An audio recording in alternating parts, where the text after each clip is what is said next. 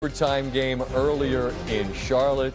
Suns Trailblazers for a spot against the Spurs. Portland hadn't played in the postseason since 21. Phoenix has been a fixture 4 out of 5. Early second, Blazers up 4. Denny Avdija. 2020 Wizard pick. Get him back, Steve. Can't happen. Why? Avdija up top. Sharpe. A 14-2 Blazers run. Blazers up 8. Final seconds of the first half. Jalen Green had 22 in the first half. All 3 of these, check that, add another with the foul. Suns down 3 at the half. Into the third, Devin Booker draws the foul, hits the bucket. Suns within 4. They're down 3. Ryan Dunn. Woo-hoo! And the Suns trail by 1 entering the final dozen minutes. Opening play of the 4th. Green. Mid-range game. Step back. That's cash money. Suns now lead. Less than a minute later. Dillon Brooks with a rip. In transition. Bucket good. Suns up 5. Then Brooks working on Avdija. Step back. Hits the 3. And he's woofing it. Splitter. The steal and the hit. That's Royce O'Neal. Suns up 11, in control. Or are they? Green, catch and shoot. All 3 of these. He's up to 35. But this Phoenix team couldn't put this one to bed.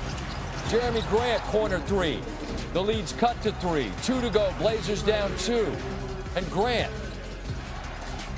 all alone in the corner from Avdija. And they now lead by 1. Under a minute to go. Blazers down 1 after free throws. Denny Avdija. Layup good. He wanted the foul call, didn't get it. All his teammates are like, relax. Calm down, let's go back to the bench. Next possession, down low. Jordan Goodwin, a huge bucket. And it's a 1-point Suns lead. 20 seconds. It's Avdija again with the handles through traffic. And it's 3 the hard way. Big bucket and the free throw. Monster last sequence from Avdija. And now Phoenix put in the hands of Booker for sure. On the drive, here's Green, tries to draw the foul, hits the deck. There's no call. There's the knock away from Grant. Pokes it away and gets the slam. And what a win for the Blazers on the road. And Kendrick Perkins joins us once again. Perk, I'm joking in the highlight about get Avdija back to our neighborhood in D.C. I get it's too late for that, but just his elevation of his game to put the team on his shoulders late. What's he show us in that closing sequence? Well, Scott, first off, can we give flowers to Adam Silver again for the addition of the play-in tournament? 2 great games, starting with this one. But when we talk about Denny Avdija, yes, he's in the conversation for most improved, but what he has done this season, he has played at an all-NBA level. Scott, no one expected the Blazers to be here. He has been one of the best stories in the game of basketball. An elite 3-level scorer, a guy that you could go to in the clutch, a guy that's not scared of the moment, a guy that's not backing down from anybody. This was a physical Phoenix Suns team led by Dillon Brooks, and Denny Avdija did not back down one bit and had the game of his life on the biggest stage of his young career. Yep, game of his life so far. Now they earn a date with the Spurs and former Spurs Splitter, Tiago Splitter, who fills in admirably. Give that guy the job as the head coach. That's the topic we can discuss moving forward. But 41-7-12 for Avdija, an incredible game. Look, the Spurs are everybody's darlings this year, and I'm on board with that. They're a blast to watch. But what's your sense of what we'll see in this opening round series as San Antonio gets its first taste of playoff action against this Portland team that just went to Phoenix and grabbed this one?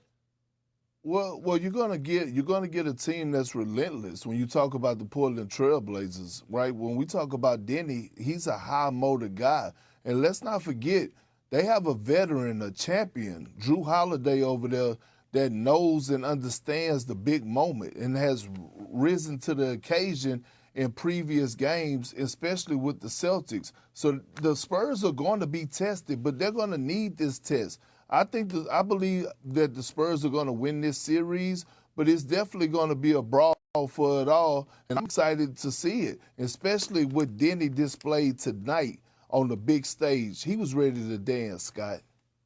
Perk, I'm happy for you and everybody that lives exclusively in the NBA lane because the last 6 weeks have been a slog, man. Seeing 4 teams actually try is a reminder of what this league looks like, what this product looks like at its highest level, and we're about to enjoy the run through the playoffs, Perk. I'll be talking with you a bunch throughout, all right? I appreciate you, Scott. Likewise. Always enjoy talking to Perk. Kendrick Perkins joins us now, and I can imagine that Spo was hot for a number of reasons. Had a lead, let it get away, but specific to this play, he was pointed, he was direct, didn't think he was cute, thought that ball should have been ejected. What were your thoughts of that play? Scott, no. We can't do this, right? We can't do this. And I understand, did ball grab Bam Adebayo's foot? Yes, he did. Did he deserve to get ejected? No. But here's the bigger picture, Scott. Control what you can control. Do you realize that the Miami Heat has been in the play-in tournament for 4 consecutive seasons, which is crazy? How about winning games in the regular season so you don't put yourself in position for a one-game elimination? Because anything could happen. And that was unfortunate. Yes, Bam is a key part. He is the cornerstone. He is the franchise of the Miami Heat. But I just don't want this narrative to be out there and overshadow what we just witnessed in a hell of a play-in game to start the playoffs, basically. If you're the Hornets, you're clearly thrilled to have won with a ball bucket in the end, but you're not winning another game if Khan and LaMelo go 2 of 22 from 3 and 14 of 45 from the floor combined. I don't think. But you said you noticed something in the way the team played tonight. What was that, Perk? Well, it's their style of play, the Hornets' style of play offensively.